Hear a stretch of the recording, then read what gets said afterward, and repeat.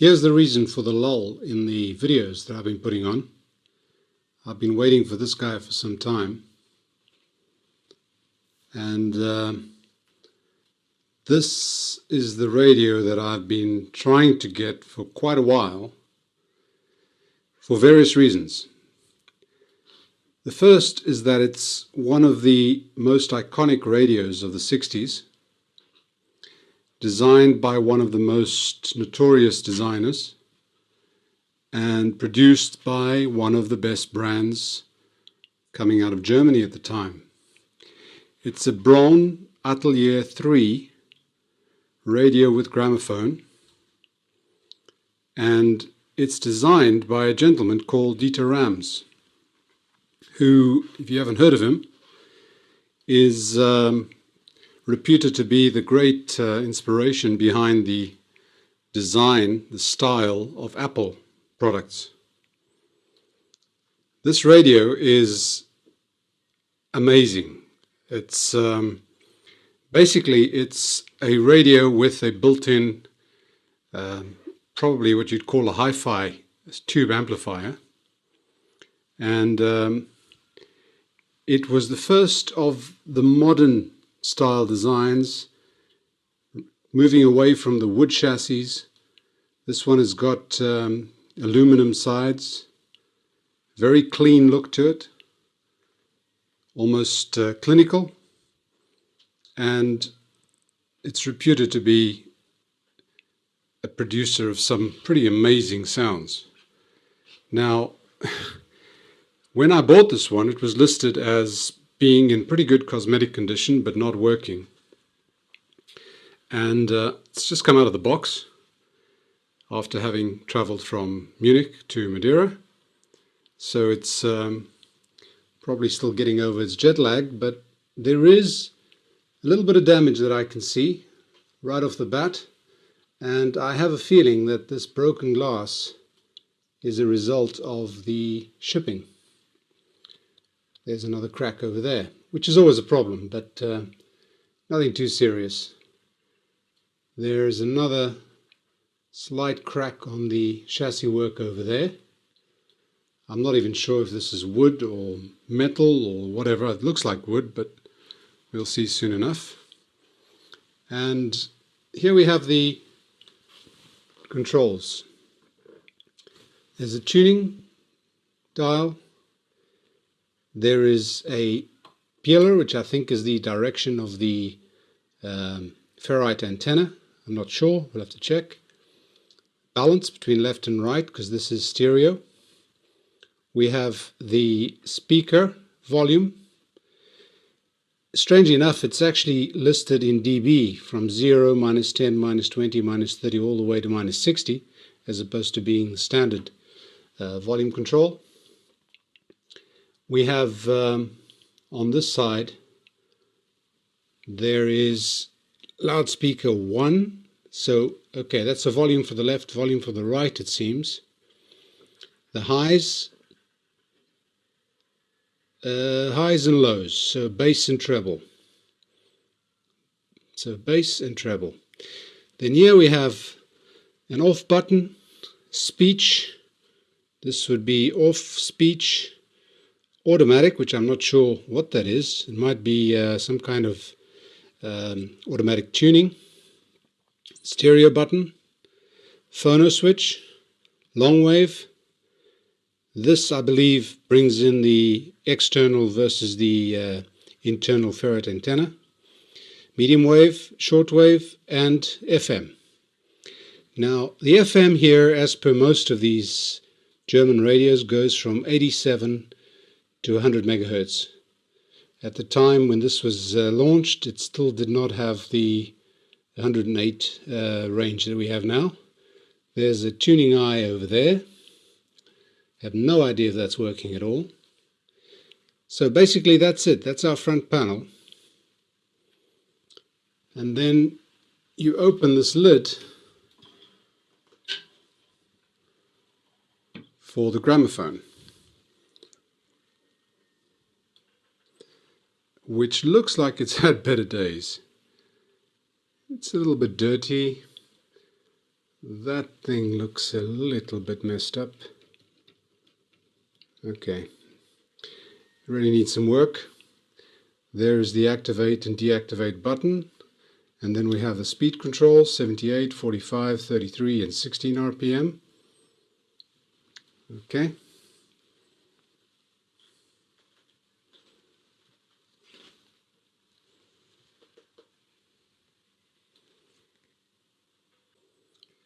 The back brings us the usual connections. The dipole antenna input, which is connected to the interior. There is an earth and external antenna socket.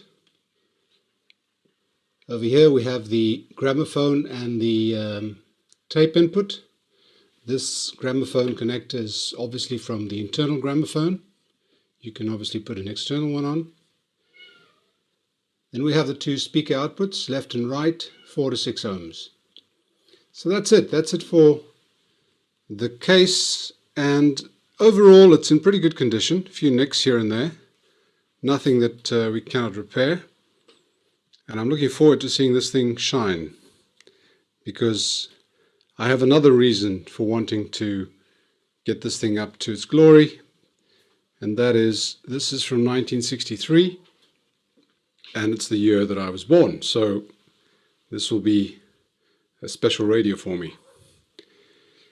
So the next step is to open it up and see what we've got.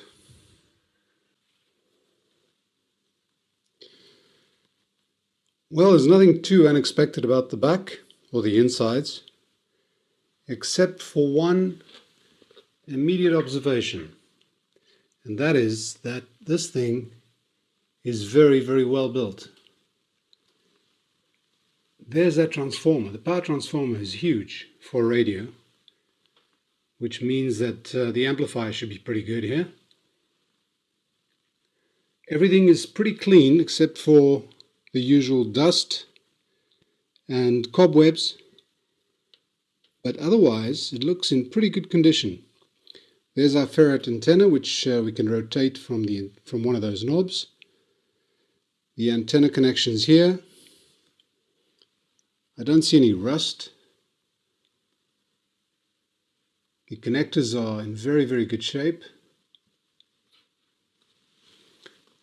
There is the usual problem with the paper caps over there, that little red one. Those will all have to be changed as usual.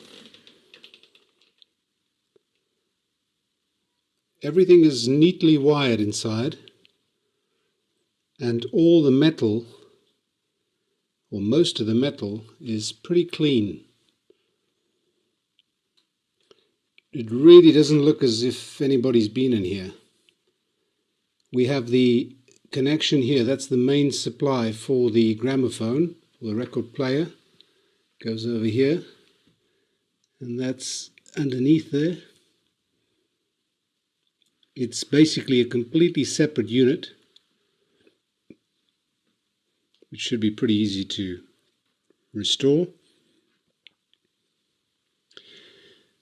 So this is an interesting project. It's not working, so I'm not even going to try and power it up just yet. Sometimes all you need is to change a fuse, but I'm not going to bet on that just yet. I'll take it out of the casing, have a good look at it, check some of the safety issues here before I even think of switching this thing on. This one is going to be very carefully done. I want this thing to be immaculate when I finish it. Try and make it look better than the other person who's the same age, namely myself. So a lot of TLC is going to go into this one. Tuning cap over there.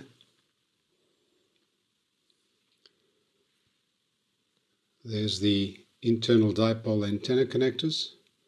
They go around the chassis. Actually, they go around, and because the sides are aluminium,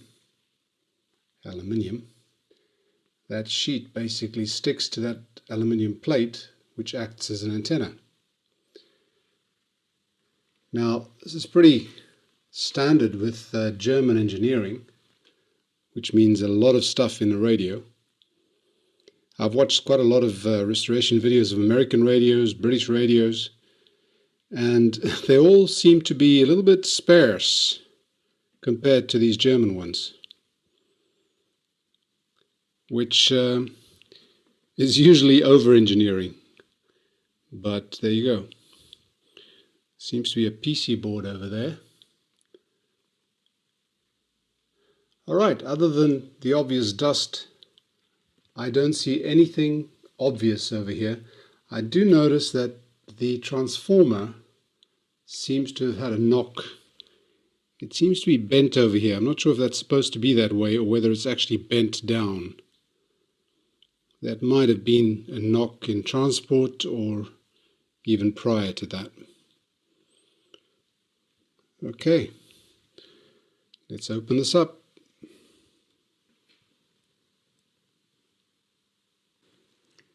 So he's out of the cabinet now, and time to have a look at some detail here. The dial glass is broken here and on the other end. This one seems to have kept itself more or less intact, it's just cracked. But the other end has suffered quite a bit more. There were quite a few pieces of glass at the bottom of the cabinet, so I've kept those all separately, and we'll see what we can do about this. But other than those two cracks on the ends, it seems that the dial glass is okay, so it's probably fixable. It has to be. Then we go into the inside, and it gets interesting. If you look at this, and remember this is a stereo amplifier, you see these two sections on the left and the right. Here's the first one. That's on a PC board, and there's the other one on an identical PC board, and these are the power amplifier stages, left and right. It seems to be totally independent. It has ECC83, so 12AX7, that's probably the preamp stage. It has an EC92, which I believe is a single triode. And then it's got this strange tube, for me anyway, it's an ELL80. And what this is, it's a, is it ELL or just LL? LL80. It's a double pentode in one. And what this does is it basically runs the push-pull section in the same way, but we're using one valve as you would have in a normal push-pull EL84 amplifier. So this has basically got a push-pull on this side and a push-pull on the other side. They seem to be identical, these little boards, and totally independent. And we'll just have to see if that works, because the ELL or the LL80 is pretty tough to get hold of and expensive. There's the other one. The other tubes are actually quite easy to find. So I'll have to see how this works. If it works, fine. If not, I'm going to have to get some new ones or make a plan to substitute that for two EL84s. And I've seen it done. They actually build a little tube socket with a contraption above that has two tube sockets for two EL84s, and you wire the two together to make it do the same job as the one tube. We have the ferrite antenna, which is rotatable via this switch on the outside here, and it seems to be working just fine. The tuning, if you see there, we've got the AM tuning, shortwave, medium wave, and long wave. And when you push FM, there is a gear that does that, and then when you tune, it now tunes the FM tuner. So the same tuning knob works for both. The FM antenna comes in there. The antenna box, this is dated September 62, so I'll have to see if there are any more date codes. So it's after that, and I was told this was 63, which makes sense. The chassis has been treated in what I can only assume is an Art Deco aging concept, if there's such a thing. It's aged into this sort of zebra stripe pattern, which actually looks quite good. I'm not sure if that was what it looked like originally, but there you go. This is the one output transformer. I believe the other one is on the other side. The power transformer, as I said, is pretty massive for this kind of radio, and it's obviously because of the amplifier stage. The filter cans over there. Everything is wired very neatly, very cleanly, and very well thought out, as is to be expected from German tube radios. And I've had a look at some of the components as well. They obviously didn't skimp on price on this thing, just as well. We have a Selenium rectifier down there. Now those usually need to be replaced with silicon diodes, so we'll see about that. All the switching mechanisms internally work well. They could do with a little bit of cleaning, but they work. The on-off switch is that goodie over there, and when you hit it, I'm not sure you can see that, it snaps the switch back and switches it off.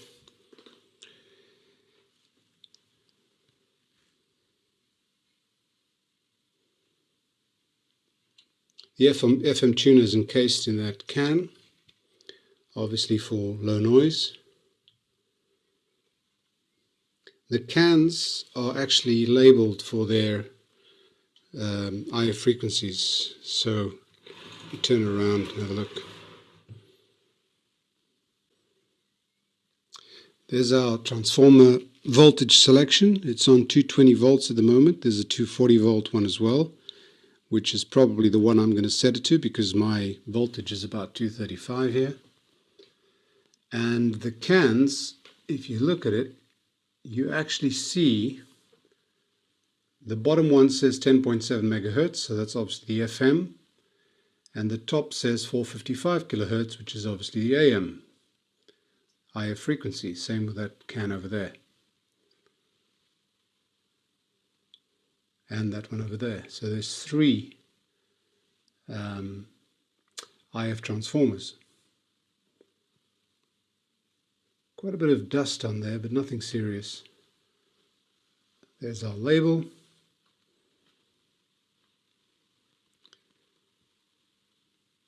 Now, the speakers use this DIN connector. And there's something strange about the wiring of this connector. I haven't looked at the schematic yet, which I do have. And that is, it seems that this thing was made to work with one speaker or two. And when you plug in a speaker, I believe it'll short out, see those two over there, these two wires over there, cross with the two wires below for the other speaker. And I've measured continuity between these two. This is a short. So it would seem that these two are actually in parallel, the way it is here. And I believe what they do is they put it in parallel in case you're using one speaker. I believe this could work with one speaker. And when you plug in a speaker, obviously there must be a little switch in there that disconnects this point, a bit similar to the jacks. So this, or the power jacks I should say, where you can use a battery or a external transformer. So this obviously pushes those two apart and makes these two independent. But I'm going to get some DIN connectors and try it out with two speakers first, because I don't want the power amps running without speakers connected. Doesn't do them any good. And when I connect a DIN plug in there, I'll see if that short is broken. So that's basically the start of this. I don't see anything major. It's obviously in need of cleaning, and because I want to get this thing to the point of producing very good quality sound, I basically have a tube amplifier here with a radio attached. That's the way I look at it at the moment. I want to make sure that everything is as hi-fi as can be in terms of the amplifier section and the components that go into it. So I'm going to be looking at those amplifier boards very, very carefully, and probably making changes that are not strictly required, but that'll appeal to my anal nature. Everything is so neat, it's unreal.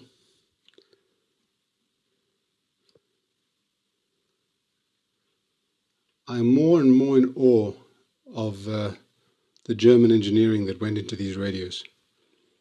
I've done a few SABAs, a few Graetz, and they're all very, very complex in their mechanical and electrical structure. There's always a reason for something, but the Germans tended to go a little bit overboard on their engineering. There's almost as much mechanical engineering in here as electronic, probably more. And then, of course, there's the Dieter Rams touch, which you can't see here, but in terms of the external design, is quite a catch. Right, so time to get this thing rolling. First step will be getting the speaker connectors and checking the power supply section, make sure that there's nothing shorted, nothing dangerous. And the next stage will be to power this thing up with the light dimmer system and see if we get any joy. Bye for now.